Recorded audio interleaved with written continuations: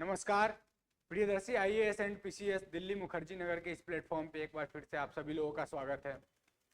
जैसा कि हमने बताया था कि हम एनसीईआरटी सीरीज चला रहे हैं और उसका 2 क्लास लिया था हमने।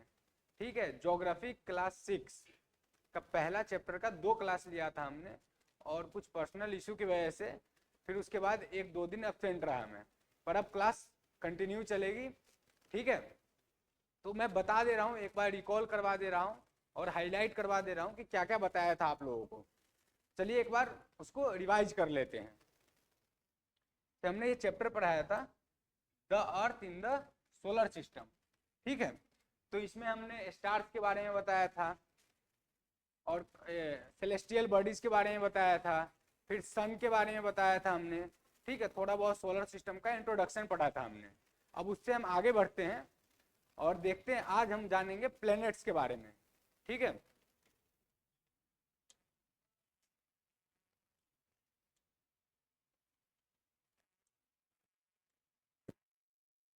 ये सब सप्तऋषि वगैरह बता दिया था, प्लैनेट्स के बारे में थोड़ा बहुत बताया था। ठीक है, और इस फिगर को भी डिस्क्राइब कर दिया था हमने और यहाँ तक 10 सन तक पढ़ाया था। ठीक है, और बताया था कि प्लैनेट्स को अगले क्लास में हम प्लैनेट्स को देखेंगे। ठीक है, तो चलिए आज प्लैनेट्स से शुरू करते हैं हम।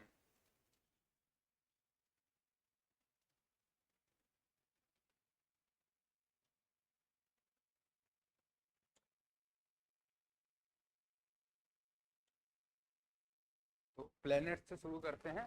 ठीक है, प्लैनेट्स प्लैनेट्स के बारे में आप लोगों ने भी पढ़ा होगा कि कितने प्लैनेट्स हैं। ठीक है, वो अपने पाथ पे कैसे रोटेट करते हैं और इवॉल्व करते हैं। ठीक है, उसके बारे में आप लोगों ने पढ़ा होगा। सन सबका हेड है, इसके बारे में भी आप लोगों ने पढ़ा होगा।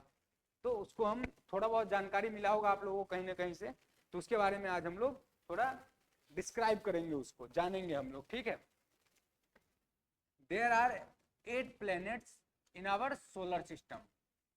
There are 8 planets in our solar system. हमारे सोलर सिस्टम में 8 प्लैनेट्स है। इन ऑर्डर देयर डिस्टेंस, ठीक है, ये याद रखिएगा, in order their distance from the sun.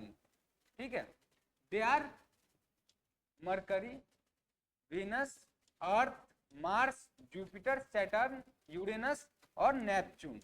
ठीक है, ये क्रॉनिकल ऑर्डर में दिया गया है कि सन के नजदीक कौन है सबसे ज्यादा, उसके बाद कौन है, उसके बाद कौन है, ऐसे करके ये 8 प्लैनेट्स का नाम दिया हुआ है यहाँ पे।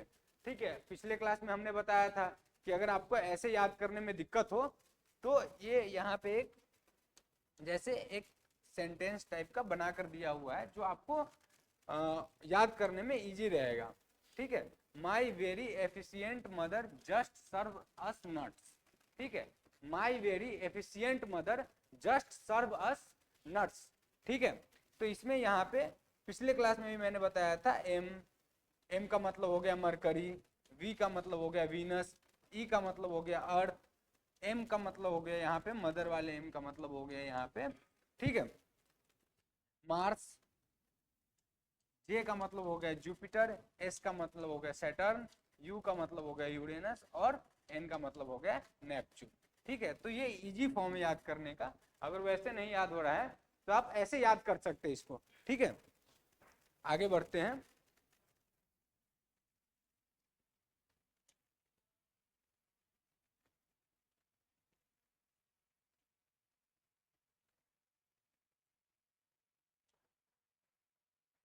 All the 8 planets of the solar system move around the sun in fixed path. ठीक है, all the 8 planets of the solar system move around the sun in a fixed path. ठीक है, जितने भी 8 प्लैनेट्स हैं वो सब सन के अराउंड घूमते हैं एक फिक्स्ड पाथ पे, इसलिए सन को हेड कहा गया है। ठीक है, these paths are elongated, these paths are elongated। अब बहुत लोगों को इसमें कंफ्यूजन होता होगा कि अगर सन के अराउंड घूम रहे हैं वो, ठीक है, सन के अराउंड घूम रहे हैं, जैसे यहाँ पे हम एक फिगर बना लेते हैं। ठीक है, मान लीजिए ये सन, ठीक है, ये सन है, अगर इसके अराउंड घूम रहे हैं कोई भी प्लैनेट्स घूम रहा है तो हम लोगों को लगता है कि सर्कल में ही घूम रहा होगा, तो बहुत बच्चे इसमें कंफ्यूज हो जाते हैं कभी कभी, उनको लगता है कि सर्कल में घूम रहा होगा, लेकिन नहीं, वो पाथ जो है वो सर्कल नहीं है, ठीक है, वो इलोंगेटेड पाथ है। क्या है? इलोंगेटेड पाथ है वो, ठीक है। तो ये याद रखिएगा, कई बार बच्चे कंफ्यूज हो जाते हैं इसमें कि जो पाथ है वो इलोंगेटेड है, सर्कल नहीं है, इलोंगेटेड है, ठीक है। दे आर कॉल्ड ऑर्बिट्स, और उसको ऑर्बिट्स कहते हैं। जो इलोंगेटेड पाथ है उसको ऑर्बिट्स कहते हैं, ठीक है। Mercury is the nearest to the sun, हमने पिछले क्लास में भी चर्चा किया था। Mercury is the nearest to the sun, Mercury जो है वो सन के सबसे ज्यादा नजदीक में है, ठीक है। It takes only about 88 days to complete one round along its orbit, ठीक है। ये सिर्फ 88 दिन लगाता है अपने ऑर्बिट पे सन को एक बार घूम के आने पे। मान लीजिए यहाँ से शुरू किया, ठीक है, ये सन हो गया हमारा, ठीक, और इसने यहाँ से शुरू किया, ठीक है, तो यहाँ से यहाँ तक आने में उसको 88 डेज लगता है। अब आप पूछेंगे कि इसको 88 डेज लगता है और अर्थ को 365 डेज लगता है, ठीक है, क्यों, ऐसा क्यों? तो यहाँ पे खुद बताया है, Mercury is the nearest to the sun, तो जो जितना नजदीक रहेगा उसका पाथ उतना ज्यादा छोटा रहेगा, ठीक है। अब मान लीजिए ये वीनस है, ठीक है, ये अर्थ है, तो अर्थ का तो सर्कल, ये जो इलोंगेटेड पाथ है अर्थ का, ये तो दूरी में बन रहा है ना, तो जो जितना नजदीक रहेगा उसका दिन उतना उतना मतलब कम लगेगा उसको पूरा एक रोटेशन में उसको, ठीक है।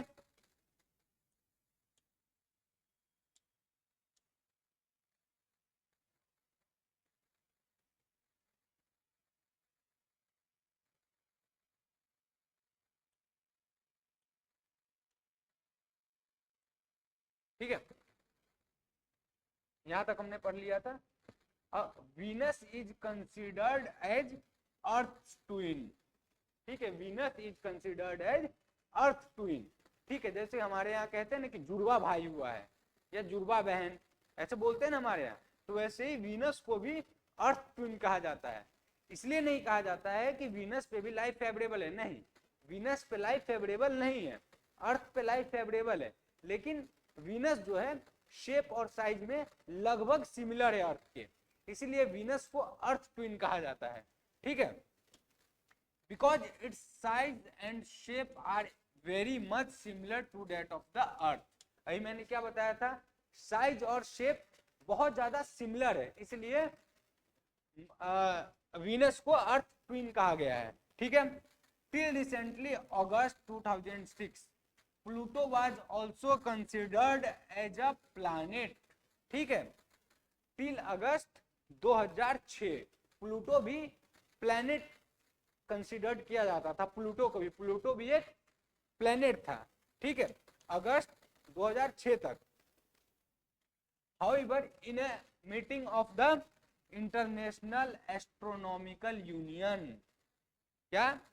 International Astronomical Union, a decision was taken that Pluto, like other celestial bodies, ठीक है, Ceres 2003, UV 313 discovered in recent past may be dwarf planet, ठीक है। जैसे प्लूटो को 2006 तक कंसिडर्ड किया गया है प्लैनेट, ठीक है, वैसे ही दो प्लैनेट्स और थे, एक सेरस और एक यूवी, ठीक है। इन लोगों को मतलब ये तीनों प्लैनेट को ड्वार्फ प्लैनेट बता दिया गया, ठीक है, अलग अलग ईयर में ड्वार्फ प्लैनेट बता दिया गया, मतलब कि वो विलुप्त हो गए या फिर जो उनका ऑर्बिट था उससे इधर उधर जाने लगे, जिसके कारण उसको ड्वार्फ प्लैनेट। तो यहाँ पे ये ड्वार्फ प्लैनेट का मतलब होता है कि जो जिसका अस्तित्व ना रहा वो, या उसको उस प्लैनेट के जो फैमिली है उससे बाहर कर दिया गया उसको, ठीक है, या विलुप्त हो गया, ठीक है। यहाँ पे एक ये याद रखिएगा कि इंटरनेशनल एस्ट्रोनॉमिकल यूनियन, ठीक है, जो भी प्लैनेट्स जितने भी रोटेट करते हैं और या फिर जो जैसे प्लूटो जैसा जो ड्वार्फ प्लैनेट, इन सब का डिसीजन कौन लेता है कि इंटरनेशनल एस्ट्रोनॉमिकल यूनियन ही डिसीजन लेता है। ठीक है, अब आगे बढ़ते हैं हम। आगे बढ़ने से कुछ मैं बेसिक चीज बता दूं। ठीक है,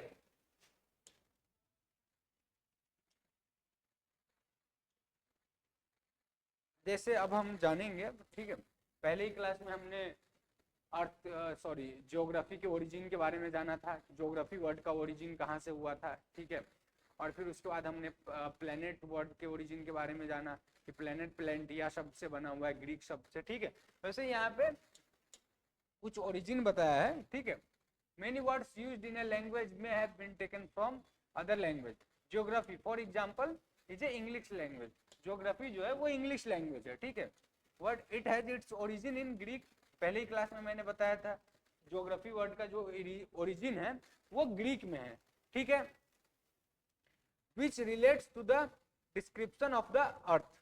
ठीक है, जो अर्थ के बारे में बताता है या डिस्क्रिप्शन देता है। ठीक है, it is made of two Greek word. पहले ही क्लास में मैंने बताया था कि जो ज्योग्राफी है वो टू ग्रीक वर्ड से मिलकर बना है। Ge meaning earth and graphia meaning writing find out more about the earth. ठीक है, जी और ग्राफिया से मिलकर ज्योग्राफी बना है। जी और ग्राफिया ग्रीक वर्ड है। ठीक है, यहाँ पे देखिए कुछ बताया है ग्रीक वर्ड। ठीक है, जैसे जी, ठीक है, geo plus logy, study of earth. ठीक है, जियोमेट्री, ठीक है, geo plus metry, measurement of the earth. ठीक है, तो ये याद रखिएगा कि अर्थ के स्टडी को जो बोलते हैं वो जियोलॉजी बोलते हैं, और जो मेजरमेंट अर्थ के मेजरमेंट के बारे में बताता है उसको हम लोग जियोमेट्री बोलते हैं। और एक जियोइड होता है। ठीक है, जियोइड, इसको बोलते हैं हम लोग रिजेंबलिंग द शेप और फॉर्म ऑफ द अर्थ, मतलब कि उसके शेप और फॉर्म के बारे में बताता है, उसको जियोइड बोलते हैं। ठीक है, अब आगे बढ़ते हैं हम लोग।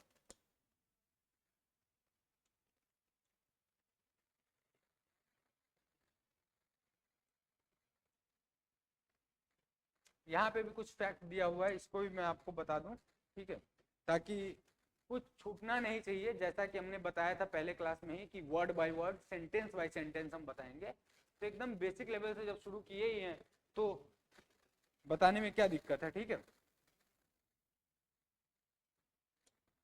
Humans have always been fascinated gazing at the night sky. ठीक है, those who study the celestial bodies and their movement are called astronomers. ठीक है, those who study the celestial bodies and their movement. ठीक है, जो celestial bodies के बारे में पढ़ते हैं और उसके मूवमेंट के बारे में, उसको हम लोग एस्ट्रोनॉमर बोलते हैं। Aryabhata was a famous astronomer of the ancient India. ठीक है, आर्यभट्ट नाम याद रखिएगा, was a famous astronomer of the ancient India. He said that the moon and the planets shine due to the reflected sunlight. ठीक है, उन्होंने क्या बताया था कि the moon and the planets shine due to the reflected sunlight. ठीक है, जो मून है और अदर प्लैनेट्स है वो सनलाइट के रिफ्लेक्टेड लाइट के कारण वो चमकते हैं या दिखते हैं हम लोगों को। ठीक है, today's astronomer all over the world are busy to exploring the universe. और ये यूनिवर्स, ये इतना बड़ा है यूनिवर्स, उसको एक्सप्लोर करने में और भी साइंटिस्ट लगे हुए हैं। ठीक है, और भी एस्ट्रोनॉमर्स लगे हुए हैं। ठीक है, अब हमारा अगला टॉपिक है अर्थ। ठीक है, हमारा प्यारा अर्थ जिसपे हम रहते हैं। ठीक है, अब उसके बारे में हम लोग जानेंगे। चलिए, अर्थ है तो ग्रीन पेन ले लेते हैं।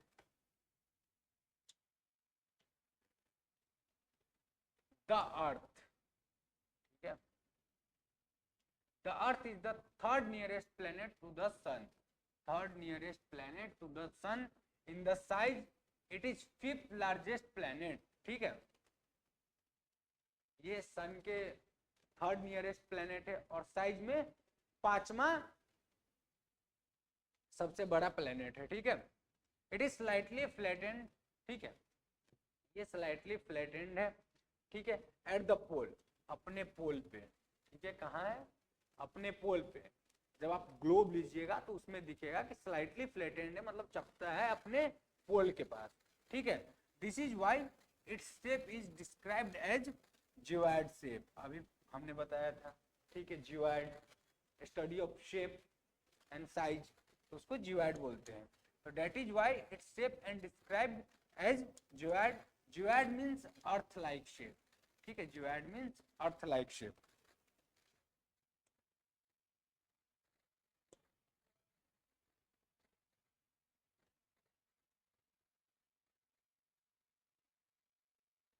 अब हम अर्थ के कुछ खास चीजों के बारे में जानेंगे कि अर्थ पे जो लाइफ फेवरेबल है वो क्यों है, इसके बारे में जानेंगे। और भी प्लैनेट्स है, अर्थ के अलावा 7 और प्लैनेट्स है, वहां पे लाइफ फेवरेबल क्यों नहीं है, ठीक है, इसके बारे में जानेंगे कि अर्थ को जितने भी 8 प्लैनेट्स है उसमें सबसे ज्यादा अर्थ को यूनिक क्यों बनाया जाता है, ठीक है, ये अर्थ सबसे ज्यादा यूनिक क्यों है, इसके बारे में हम जानेंगे।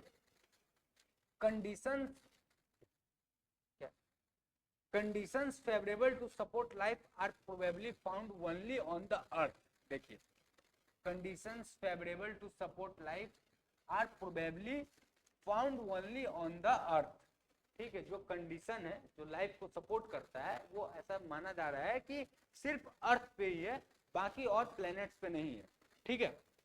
The earth is the neither too hot not too cold.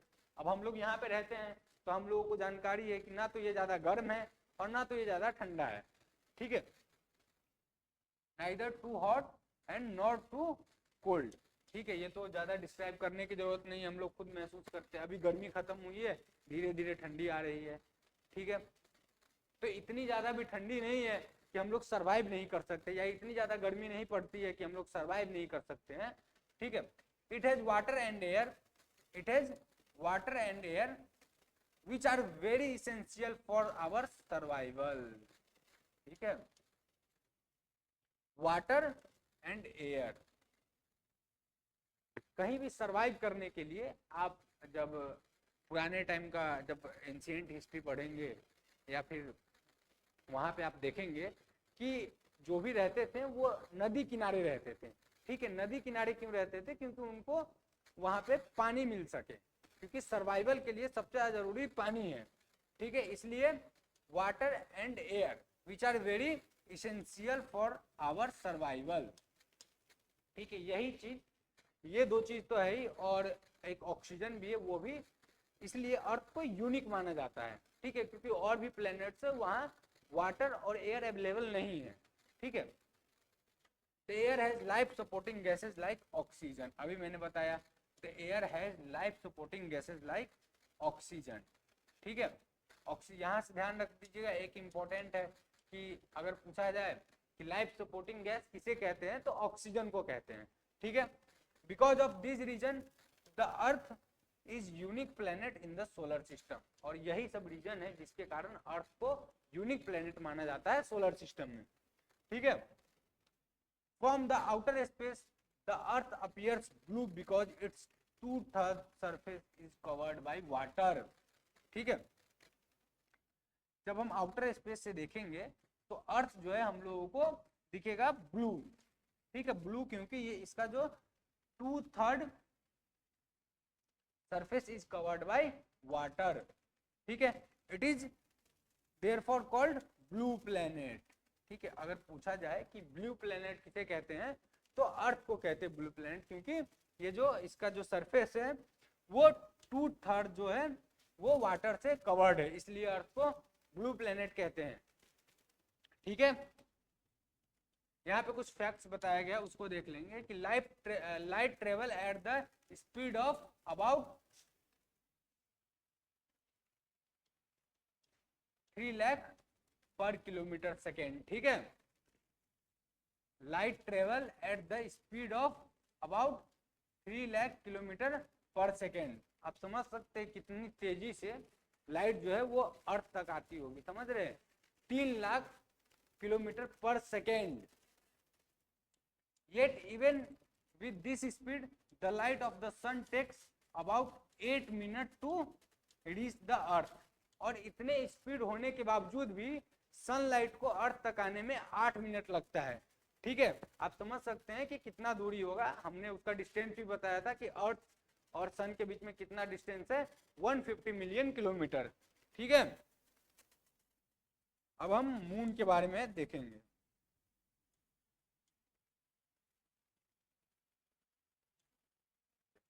अब हम मून के बारे में देखेंगे।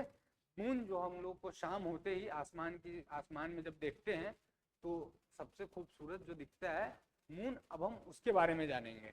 ठीक है, moon, our earth has only one satellite.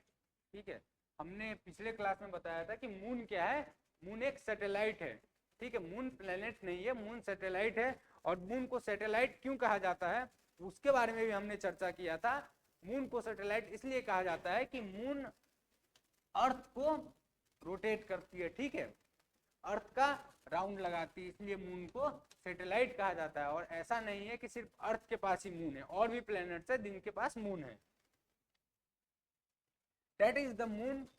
ठीक है, our earth has only one satellite, that is the moon. Its diameter is only 1/4 that of the earth. और इसका जो डायमीटर है वो only 1/4 that of the earth, सिर्फ 1/4 है earth के। It is appear so big because it is near to our planet. ठीक है, अगर इतना छोटा है फिर भी हम लोगों को इतना बड़ा क्यों दिखाई देता है?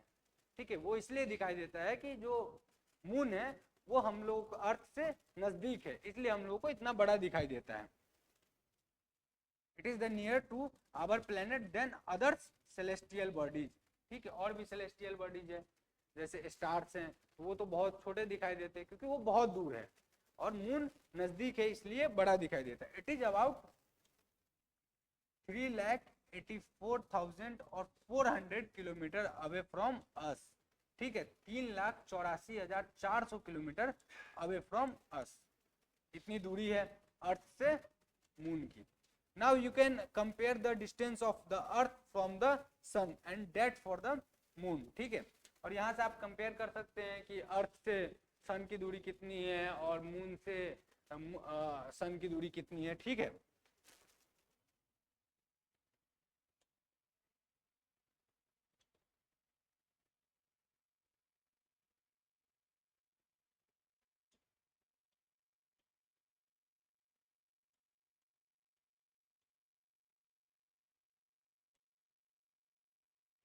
now you can compare the distance of the earth from the sun and that from the moon.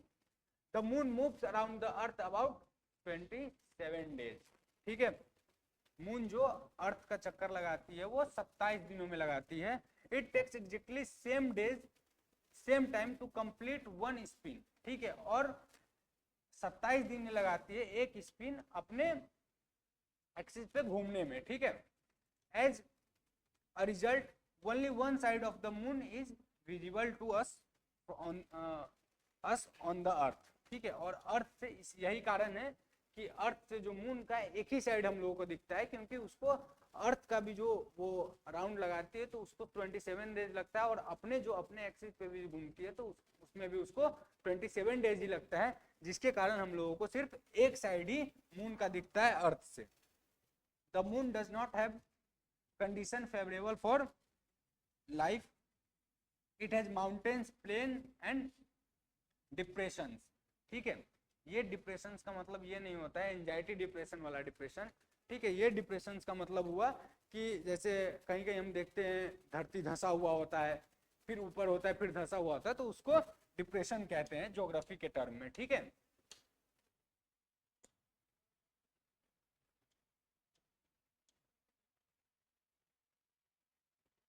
Surface, these cast shadow on the moon's surface, look at the full moon and observe the shadow।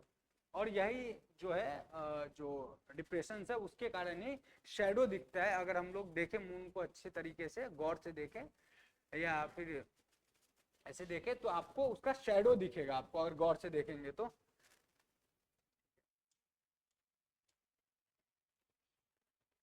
अब ऐसा नहीं है कि satellite सिर्फ natural satellite ही होता है जैसे moon है।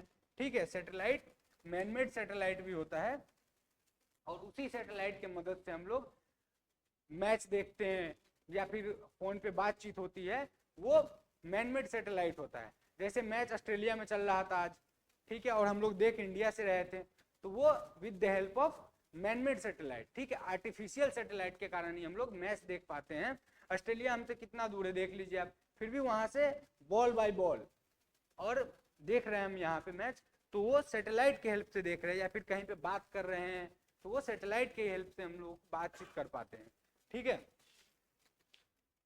यहाँ पे फिगर दिखाया गया है कि मैनमेड सैटेलाइट को कैसे पहुंचाया जाता है। यहाँ पे दिखाया है कि रॉकेट लॉन्च किया गया, उसके बाद rocket back to the earth, rocket जो है रॉकेट से सैटेलाइट को रॉकेट से ले जाया जाता है, और पहले रॉकेट लॉन्च होता है, फिर उसके बाद वो बैक टू द अर्थ, और जो सैटेलाइट होता है उसको ऑर्बिट में ले जाकर छोड़ दिया जाता है, ठीक है।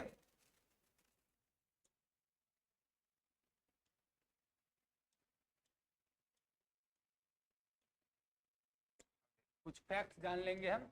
नील Armstrong was the first man to step on the surface of the moon on 21 July 1969, ठीक है। नील आर्मस्ट्रॉन्ग पहले ऐसे व्यक्ति थे जो मून के सरफेस पे अपने पैर रखे थे या वहां पे पहुंचे थे।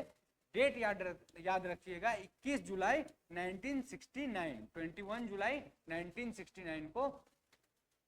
और ये बोल रहा है कि find out whether any Indian has landed on the moon, तो वो आप लोग कर लीजिएगा, ठीक है, थोड़ा बहुत आप लोग भी देख लीजिएगा कि कौन से इंडियन है जो मून पे गए हैं।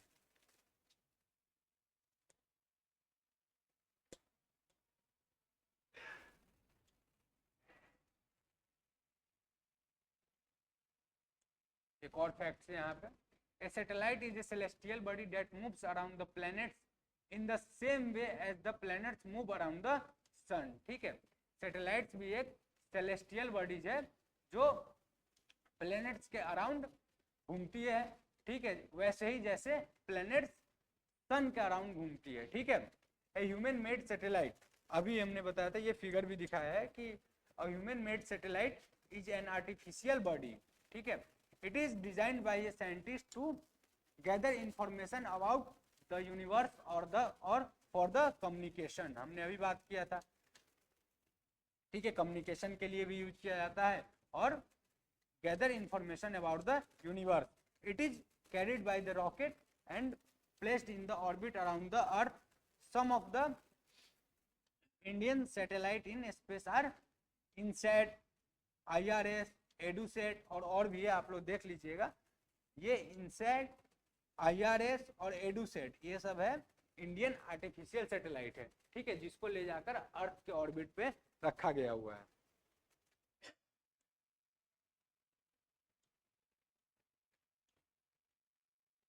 अब हम लोग देखेंगे एस्ट्रॉयड के बारे में, ठीक है।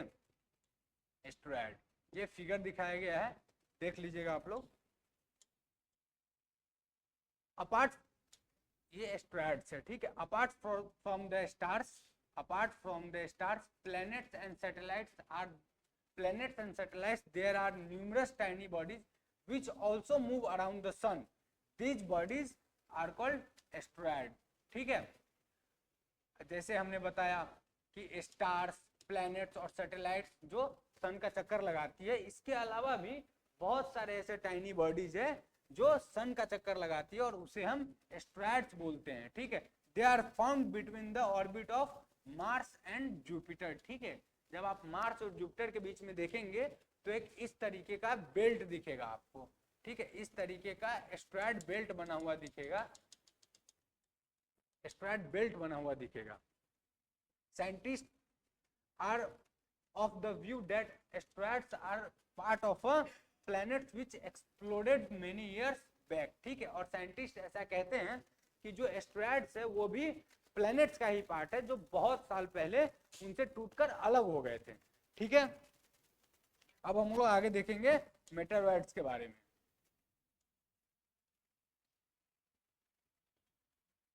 मेटेरॉइड्स के बारे में देखेंगे। The small pieces of rocks which moves around the sun are called meteoroids. वो क्या था, एस्ट्रॉयड क्या था, टाइनी बॉडीज था, ठीक है। और ये क्या है, स्मॉल पीसेज ऑफ रॉक्स, तो दोनों में डिफरेंस है, ठीक है। The small pieces of rocks which moves around the sun are called meteoroids. Sometimes these meteoroids come near the earth and tend to drop upon it. During this process, due to friction with the air, they get heated up and burn. ठीक है, जो मेटेरोइड्स है वो कभी कभी ऐसा होता है कि वो जैसे ऊपर से गिरने लगता है, ठीक है, तो वो अर्थ के करीब जब आता है तो एयर से फ्रिक्शन होने के कारण वो बर्न हो जाता है, ठीक है। जैसे गांव घर में ऐसे कहते हैं ना कि टूटता हुआ तारा देखे हैं, तो वो टूटता हुआ तारा नहीं होता है, वो मेटेरोइड्स ही होता है जो ऊपर से गिरते वक्त, ठीक है, जब नियर द अर्थ आता है तो एयर से उसका फ्रिक्शन होता है जिसके कारण उसमें आग लग जाता है या आग जैसा लगता हुआ हम लोगों को दिखता है, ठीक है। तो वो कुछ ऐसा नहीं होता है कि वो टूटता हुआ तारा है। It cause flash of lights, ठीक है। Sometimes a meteor without being completely burnt falls on the earth and created hollow, ठीक है। और बहुत बार ऐसा होता है कि मेटेरोइड्स कंप्लीटली बर्न हुए, मतलब बहुत बार ऐसा होता है कि मेटेरोइड्स कंप्लीटली बर्न नहीं हो पाता है, पूरा पूरा जल नहीं पाता है, और जब वो अर्थ पे गिरता है तो बहुत बड़ा होल क्रिएट कर देता है, ठीक है। मेटेरोइड्स के बारे में हम लोगों ने देख लिया।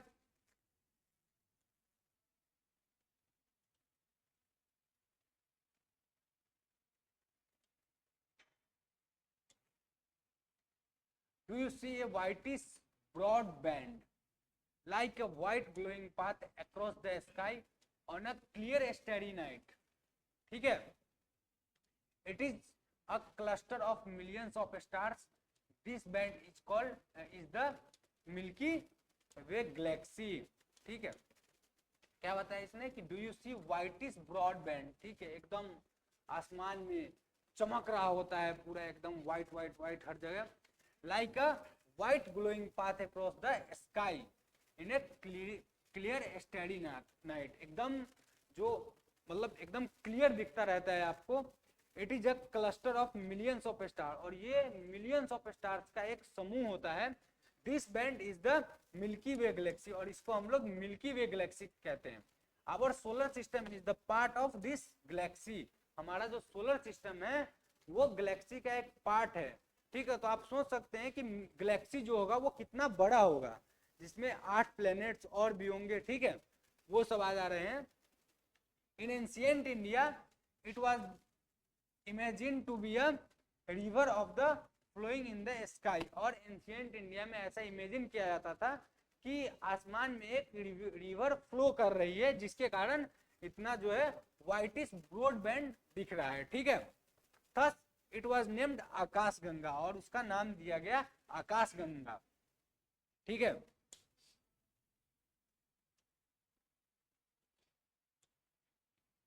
A galaxy is a huge system of billions of stars and clouds of dust and gases, ठीक है। There are millions of such galaxies that make the universe, ठीक है। यहाँ पे क्या है कि a galaxy is a huge system of billions of stars, billions of stars, clouds और dust gases मिलके गैलेक्सी बनता है, ठीक है। और मिलियंस ऑफ गैलेक्सी मिलके, इस तरीके का मिलियंस ऑफ गैलेक्सी मिलके एक यूनिवर्स बनता है। तो आप समझ सकते हैं कि यूनिवर्स कितना बड़ा होगा, ठीक है। It is difficult to imagine how big the universe is, scientists are still trying to find out more and more about it. We are not certain about its size, but we know that all of us, you and I, belong to universe, ठीक है। Scientist आज भी लगे हुए हैं कि universe के खोजबीन में आज भी लगे हुए हैं, लेकिन पता नहीं चल पा रहा है कि यूनिवर्स कितना बड़ा है। लेकिन ये सच है कि हम लोग भी उस यूनिवर्स का पार्ट है, एक यूनिवर्स का हम लोग पार्ट्स हैं, ठीक है। तो यहीं पे हम लोग चैप्टर को खत्म करते हैं, ठीक है। चैप्टर हमारा एंड हो रहा है, उससे पहले मैं देख लूँ कुछ फैक्ट वगैरह दिया हुआ है तो वो मैं बता दूँ। हाँ, यहाँ पे एक फैक्ट है, इसमें दिखाया गया है कि कैसे हम लोग मतलब यूनिवर्स में हम लोग कैसे रहते हैं, ठीक है, कैसे पार्ट बाय पार्ट बटा हुआ है। तो ये ठीक है, ये अर्थ, ठीक है, इसे अर्थ सोलर सिस्टम, ठीक है, फिर मिल्की वे गैलेक्सी और यूनिवर्स। तो आप देख सकते हैं कि यूनिवर्स कितना बड़ा है, ऐसा आप इमेजिन कर सकते हैं। ठीक है, ये एक रेप्लिका है, ऐसा एक इमेजिन कर सकते हैं कि यूनिवर्स कितना बड़ा होगा, जिसमें solar system, earth, sun, Milky Way galaxy, billions of, ठीक है, स्टार्स, ये सब मिलके एक मिल्की वे गैलेक्सी मिलता है। ठीक है, और millions of milky Way Galaxy मिलकर एक यूनिवर्स बनता है। तो आप लोग सोच सकते हैं कि यूनिवर्स कितना बड़ा होगा, हम लोग इमेजिन भी नहीं कर सकते हैं। ठीक है, और चैप्टर यहाँ पे खत्म होता है। आप लोगों को कोई भी इसमें डाउट हो या कोई भी डिफिकल्ट, कहीं भी समझने में कोई डिफिकल्टीज हुआ हो तो आप लोग कमेंट डाउन कीजिएगा। ठीक है, नेक्स्ट डे हम लोग नेक्स्ट चैप्टर लेकर आएंगे, और जो नेक्स्ट चैप्टर है एनसीईआरटी क्लास 6 हिस्ट्री का, वो है लैटिट्यूड एंड लॉन्गिट्यूड, उसके बारे में हम जानेंगे। ठीक है, और अगर अभी तक आप लोगों ने शेयर नहीं किया अपने दोस्तों को या फिर अपने नेबर्स को, तो उनको जरूर शेयर करें और उनको बताएं कि कुछ फ्री ऑफ कॉस्ट क्लास चल रहा है एनसीईआरटी सीरीज।